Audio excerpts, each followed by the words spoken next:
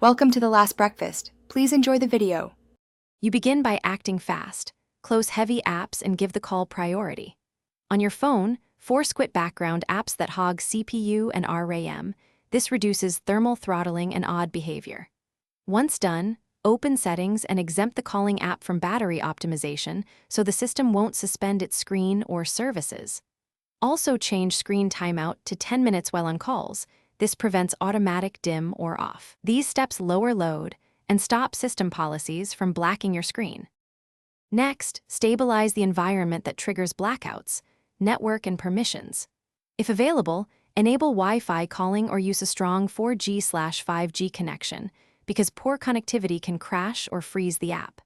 Make sure the calling app has permanent camera, mic, and display permissions.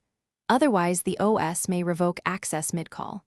Then turn off adaptive brightness and disable any battery saver profile that dims or turns off the screen automatically. Doing this reduces automatic interventions. Finally, finish with software hygiene and verify the fix.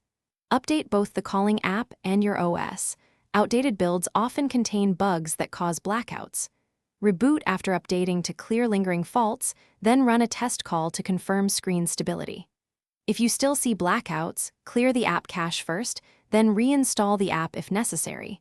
That removes corrupted temporary data. One tip if things go wrong: check device logs or use the app's diagnostics to identify whether a specific permission or process is causing the blackout.